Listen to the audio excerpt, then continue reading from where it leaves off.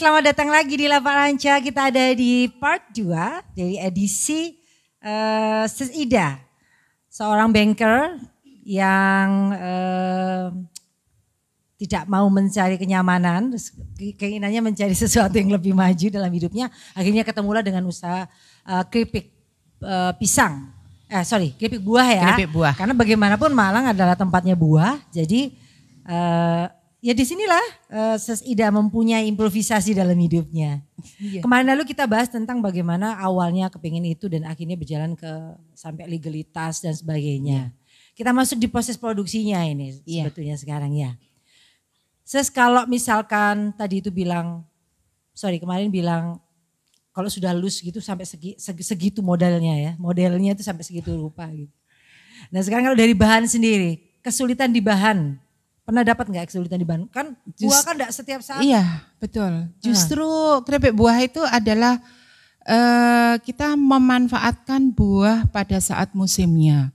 Jadi kenapa salah satunya kemarin enggak saya sampaikan bahwa kita di keripik buah ini adalah untuk mensiasati orang yang ingin buah tapi tidak di musimnya. Dengan makan keripik.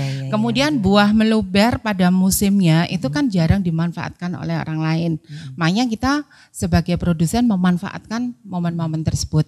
Sehingga pada saat kayak musim nangka kita semua orang di Malang itu yang produsen keripik buah mengerjakan semua nangka. Karena expirednya kita kan di atas 1 tahun. Jadi asal dalam kemasan yang tertutup tanpa udara, kedap udara.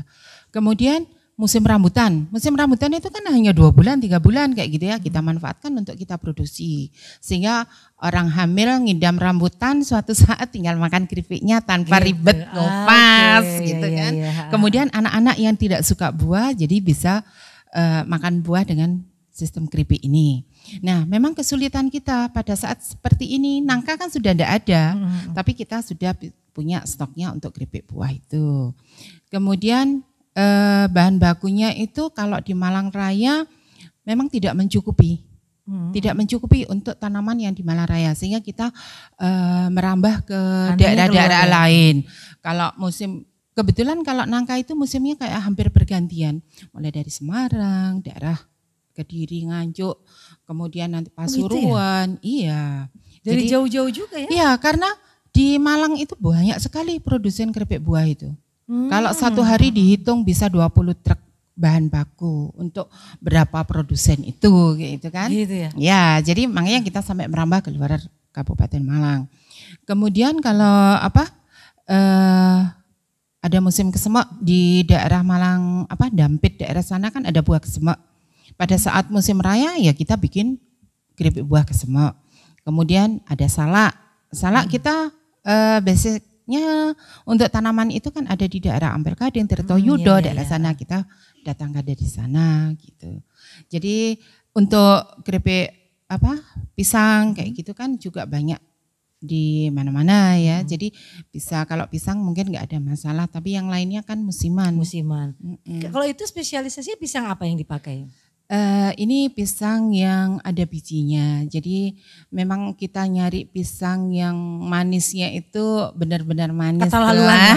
Keterlaluan manis. Biar produsennya ikutan manis gitu. Hati-hati diabetes. Insya Allah kalau karena kita tanpa tambahan apapun sehingga buah segar murni, jadi insya Allah buahnya tetap manisnya tetap aman. Maksudnya asli dari asli buahnya. Karena kita tanpa ingredient ya. Iya. Terus kemudian mereka ini dikasih natrium atau benzoat gitu? Jadi kita nggak pernah pakai kayak gitu-gitu ya.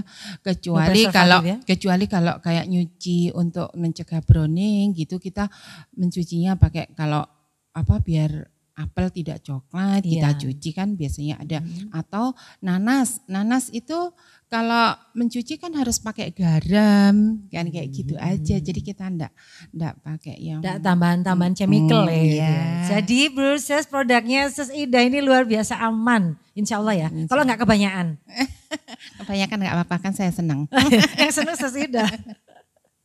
Sis, nama Maklum itu dari mana sebetulnya? Nama Makrum itu sebenarnya gini, kalau untuk mau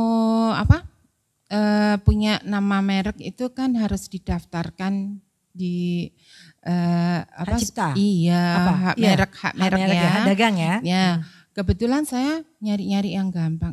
Saya ingin mendedikasikan untuk almarhumah ibu saya. Jadi gitu. Kebetulan orang desa saya kalau manggil ibu saya itu semua, mulai dari anak kecil sampai orang tua itu Makrum gitu.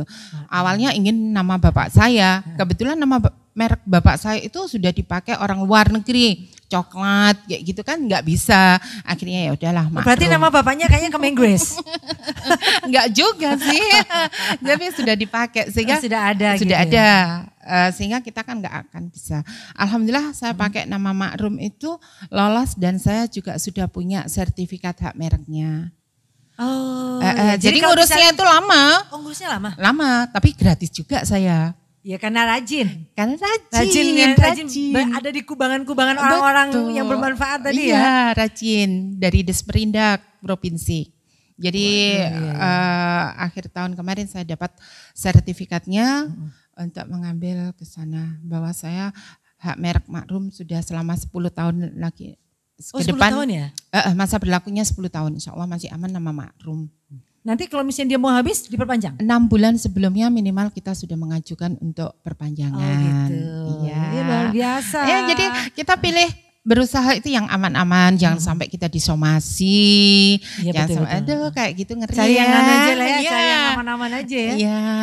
Sama-sama orang usaha, cari-cari keuntungan juga. Bukan keuntungan yang bisa membuat orang lain jadi rugi sih ya. Iya, siapa tahu dengan keberkahannya nama panggilan ibu saya dapat kesuksesan. Insya Allah kalau kita beramal dengan Makrum kan otomatis nama ibu saya juga insya Allah dapat gitu.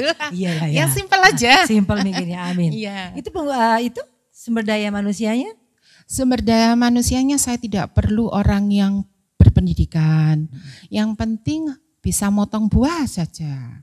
Jadi saya malah bersyukur bisa memanfaatkan emak-emak yang tidak berpendidikan, orang desa. Yang penting mereka ulet dan bisa motong buah itu dengan apa yang kita butuhkan. Ada juga yang motong yang nggak konsisten gitu. Ada kan? Loh banyak. Jadi suatu kendala juga ya? Iya.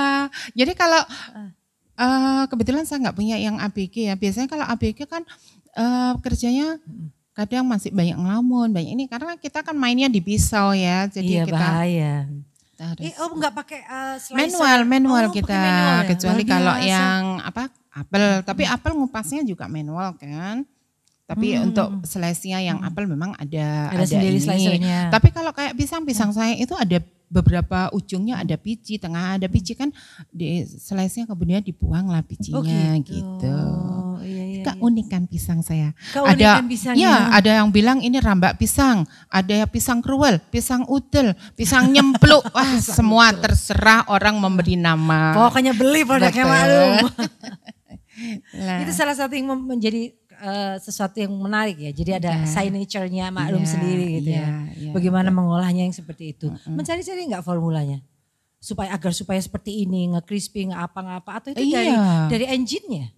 Enggak, ya kita itu tadi seperti di part awal tadi ya, bahwa kita semua harus trial gitu kan. Iya, orang emang harus trial, kalau nggak tahu ya bentuk tercocoknya ya. Betul. Untuk menemukan signature. Memang sih saya udah ngerasain itu dan aku bilang itu dia crisp banget, yang kes gitu. Ya. Jadi kayak dalamnya itu kayak nggak ada gitu. Sistemnya di apa sih? Di oven atau di apa itu? Kita pakai teknologi vacuum frying. Vacuum frying ini berarti tetap menggunakan minyak kan ya? Ya minyak, tapi nanti kita kan minyak yang bisa kita spin. Di press pakai spinner. Karena mau beli alatnya yang tanpa minyak itu kan masih aduhai. Aduhai. Aduhainya itu sampai ratus juta gitu?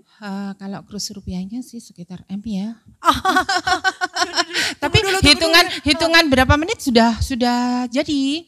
Wah kalau itu sih pabrik ya. Nah makanya itu kalau kita UKM mana punduk melindungan bulan saat ini ya.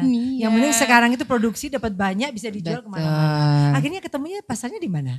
Apanya? Karena nggak ketemu pasar di Malang yang sudah dikuasai oleh orang asli.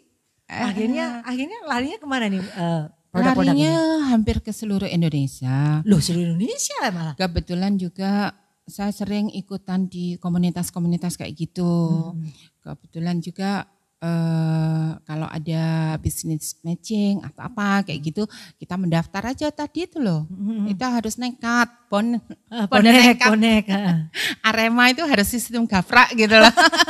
Sistem gaprak itu dalam artian kita harus berani kalau untuk maju, harus berani untuk ini. Kita nggak ngerti apapun, kita maju aja yang penting gitu. Perkara nanti ketemu apa, perkara apa kan ya ada jalan keluar. Ya, kan? Alhamdulillah sih saya ada bisa masuk Malaysia sebelum pandemi sama kemarin.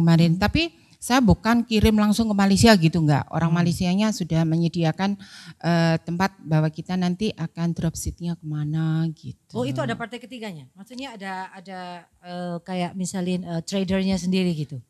Ya, tapi saya tidak kenal sama tradernya. Tapi orang Malaysianya itu langsung bilang, Bu, nanti produk Ibu dikirimnya ke sini gitu. Ya sudah, saya sudah nanti nomor WA-nya yang ini Ibu harus barangnya sampai tanggal berapa karena kontainer saya akan berangkat gitu.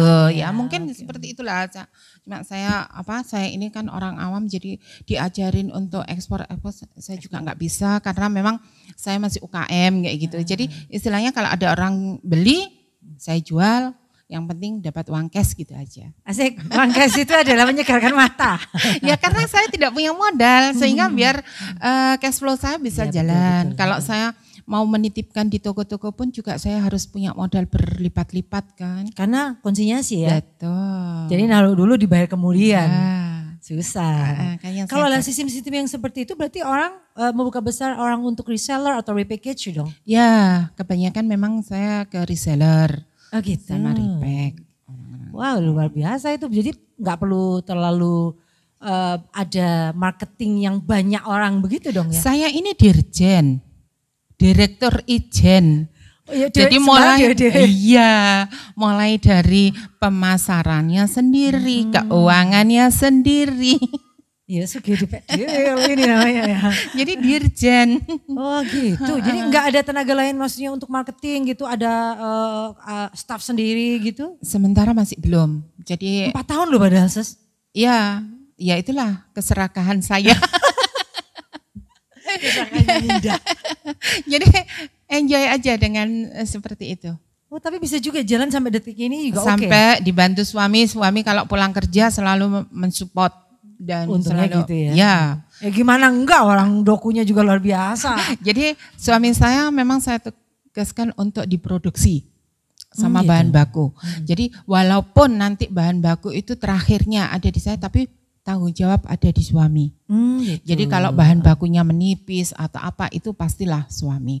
Mesin-mesin rusak apa saya nggak mau tahu, pokoknya itu suami. Udah ada bagian gitu, masing-masing. Iya. Gitu. Walaupun dia subuh-subuh sudah harus seperti ini karena nanti jam kerja kan dia harus ngantor gitu karena masih jadi pegawai. Iya, anak buah negara ya. Iya. Luar biasa. Nah, kalau misalkan kita memproduksi kalau bahan-bahan yang seasonal tadi yang kayak apa ya? Ini kan seasonal itu. Kapasitas mesin di top kan paling top jadinya berapa Ses? Jadinya dapat volumenya berapa? 1 bulan. No, one day. One day karena kita masih di rumah tangga jadi shiftnya kan kita nggak bisa 2 shift 3 shift kayak gitu ya maksimal antara 75 kilo sampai 100 kilo lah. 75-100 kilo per hari. Itu at least ya, paling dikit itu. Ya enggak lah, ya rata-rata gitu. Rata-rata. Tapi kalau kita tidak ada musim buah kita ya libur. Oh gitu. Kalau misalkan ada musim buah, ada buah tapi harganya mahal, terus nanti keripiknya siapa yang beli kita kan enggak bisa seperti itu ya, kita libur. Tapi maksudnya barangnya udah jadinya ada kan, udah ready kan, di stok gitu. Iya. Cuman produksinya libur. Iya, jadi keripik buah itu mengalami masa-masa libur itu ada gitu loh. Jadi kalau misalkan kita kalau bulan puasa kita mau ngerjakan nanas nanas itu pasti akan mahal karena apa, rebutan sama orang yang bikin Bikin jam, selai untuk nastar kayak iya, gitu betul, kan. betul. Terus kemudian kalau apa, pisang saya ini kalau musimnya di Bali itu ada upacara. Rebutan juga. Iyalah, kita tiarap dulu, biarkan Wah, untuk ternyata mereka seperti itu ya. harus bisa baca momen-momen yang itu. Oke, memang ternyata pedagang yang harus cerdas, pangkal pandai, pangkal terus selamat gitu ya. Iya. Wah, luar biasa. Kemudian kita harus seringlah menyapa para petani, menyapa para pengepul-pengepul buah itu. Oh iya, kalau nggak gitu nggak bolos sama kita ya kan. Jadi nanti dikirain kita pada saat apa kita membutuhkan buahnya belum masak sudah dipanen kayak gitu. Jadi kita harus pandai-pandai untuk mengetahui lah bahan baku yang baik kayak gitu. Jadi kita pun juga harus mendidik pengepul-pengepul buah itu. Ternyata banyak yang diedukasi. Jadi orang-orang yang bekerja di industri-industri seperti ini ya memang harus benar-benar pintar ya. Pintar dalam hal pengelolaan, mulai dari manajemen season, manajemen manusianya juga, terus treatment kepada pegawainya juga, itu penting banget ya. Banget. Suatu keberlangsungan memang berasal dari wise pilihan-pilihan wise semacam itu. Kebetulan mungkin karena saya juga dulunya SMA itu punya basic sekolah di pertanian ya, sehingga mengenai bahan baku segala macam saya mungkin masih agak inget lah gitu. Okay. Perlu banget itu proses wawasan Anda. Baik di tingkat basic maupun intermediate ataupun advance itu diperlukan dalam sebuah proses-proses produksi seperti ini. Jadi berusaha semua, tunggu dulu jangan kemana-mana, kita akan kembali lagi setelah satu ini.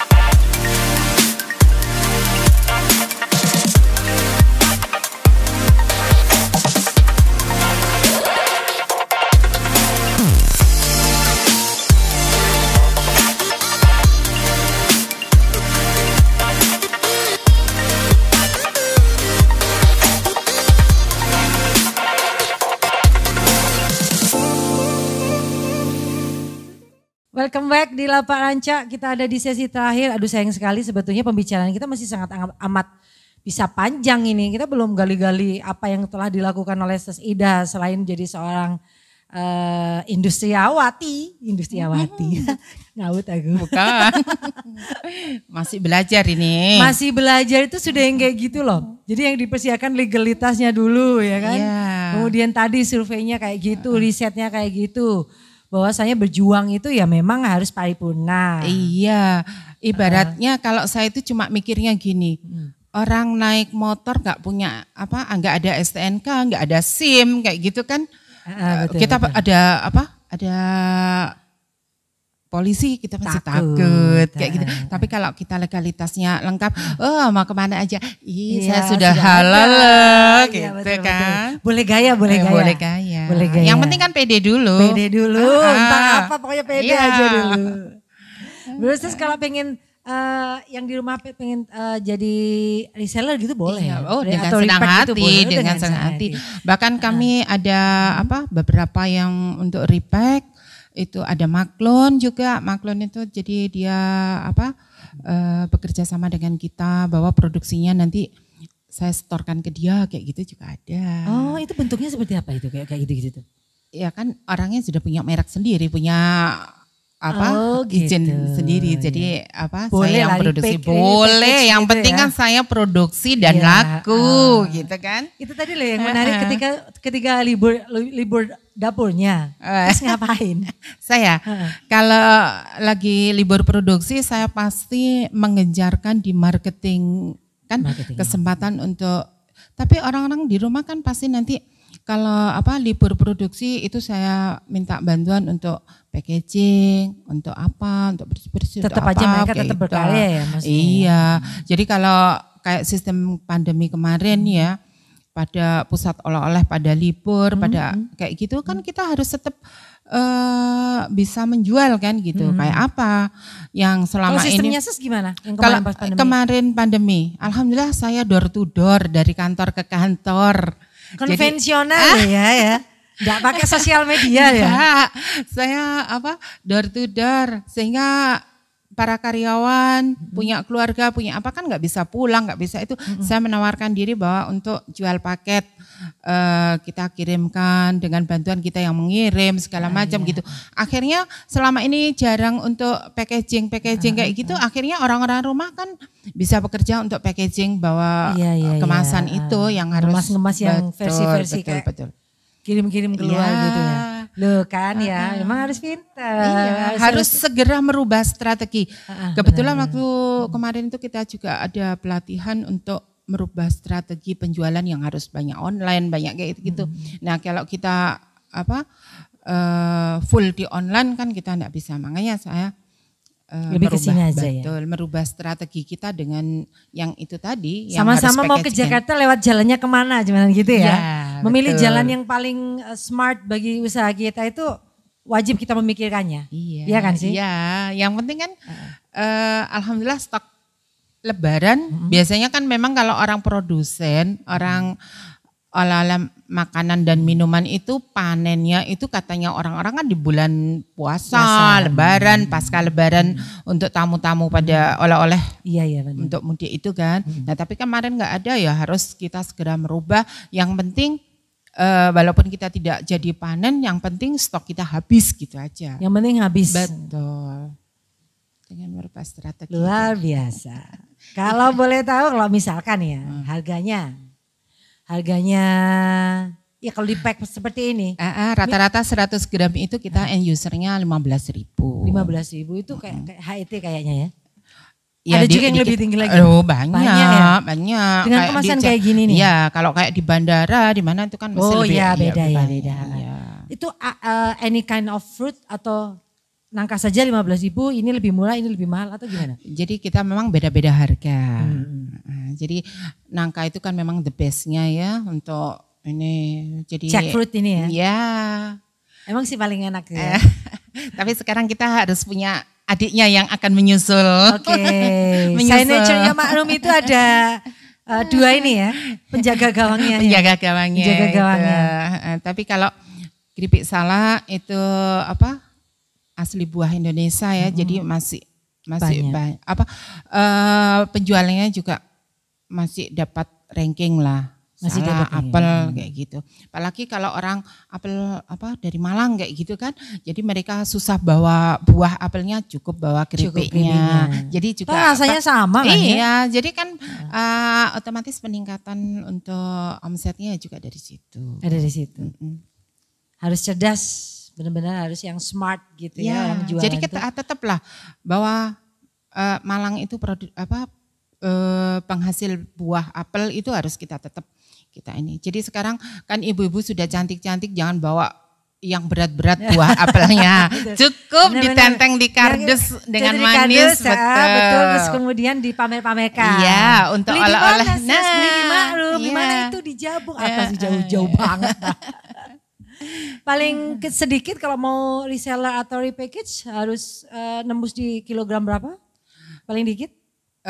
Kalau untuk saya itu sebenarnya nggak bisa begitu ya, karena kita ada distributor, ada reseller besar, reseller kecil, ada pemula. Nah kalau kita membatasi bagi yang pemula itu kan nggak bisa, kasihan. Jadi apalagi sekarang anak-anak muda-muda sekarang yang kekinian bikin packaging yang bagus-bagus, masa kita juga harus membatasi? Jadi enggak. Jadi kita tidak pernah membatasi, mau beli berapapun. Itu adalah suatu keberkahan bagi kita.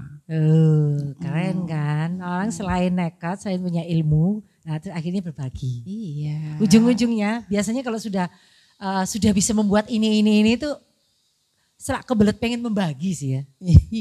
Berbaginya itu banyak. Jadi kalau adik-adik mahasiswa pingin sampingan bisnis online kayak gitu-gitu, Bisa nanti mengambil bisa, nanti kita bantu untuk Bu, saya misalkan kirim packagingnya dong Bu, gitu kan, mereka nggak punya alatnya untuk packaging, oke lah, minimal ya 1 bal itu bisa 50 jadi piece 50 piece gitu. gitu ya. Iya kan, kayak gitu kan nggak terlalu berat bagi mereka gitu kan.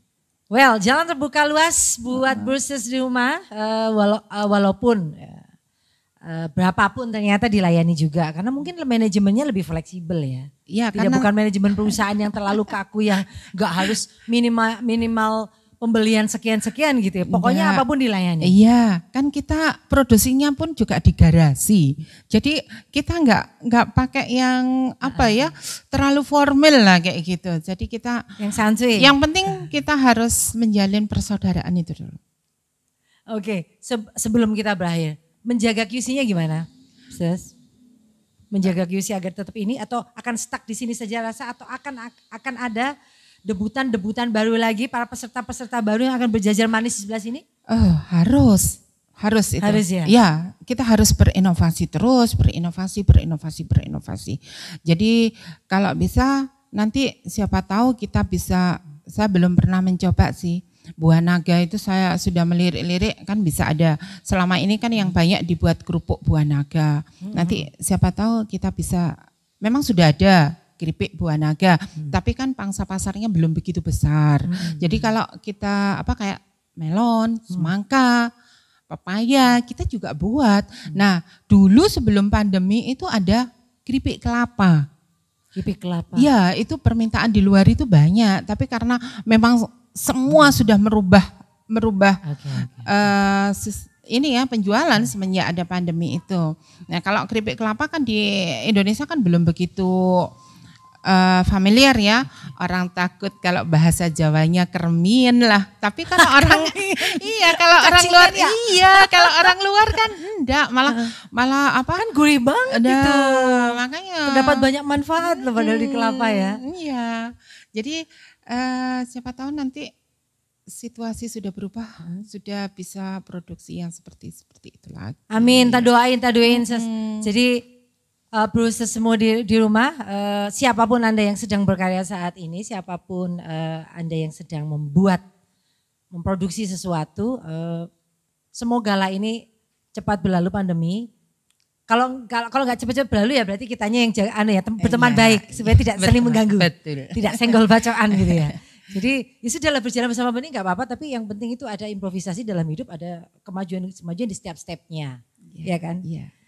Gitu. Boleh dong bagi-bagi tips, semangat, spirit apa gitu untuk Bursers di rumah, baik yang akan berusaha maupun yang lagi berusaha tapi lagi tersendat-sendat nih. Mengingat berangkatnya juga belum lama, tapi bisa survive sebegitu rupa.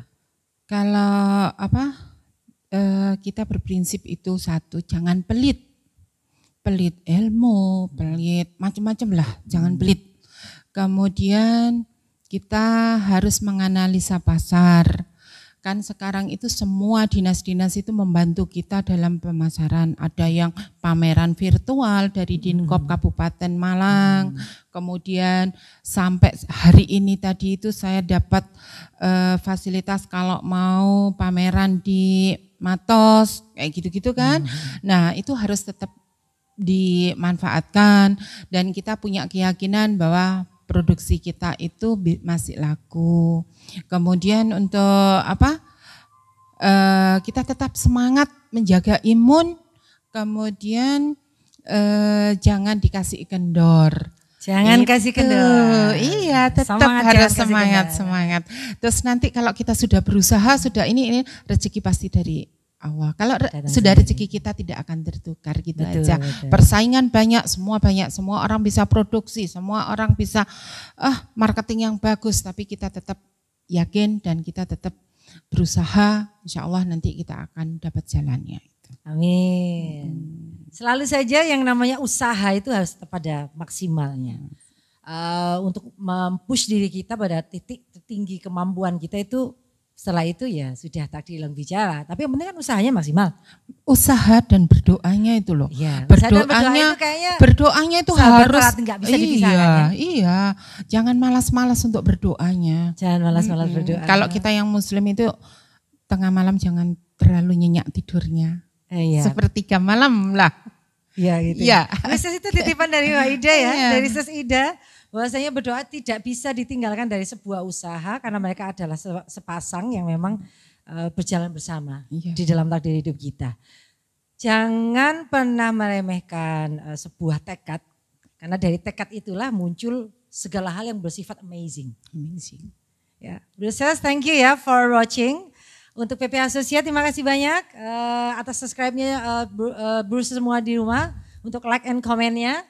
Kalau mau yang menghubungi Sis Ida bisa langsung di Taman Nada Project atau nanti ada di chat box. Kemudian untuk krunya di Taman Nada Project ada studio, manajer, serta segala semuanya deh yang involved di video kita. Semoga tetap memberikan semangat, tetap memberikan yang terbaik untuk bangsa kita dan diri kita. Pada akhirnya nanti kita akan dapat sendiri itu feedbacknya. Tetap berpikiran positif, salam bestari. Tidak menjual nestapa ya lah Pak Rancak. Bye bye. Thank you. See you.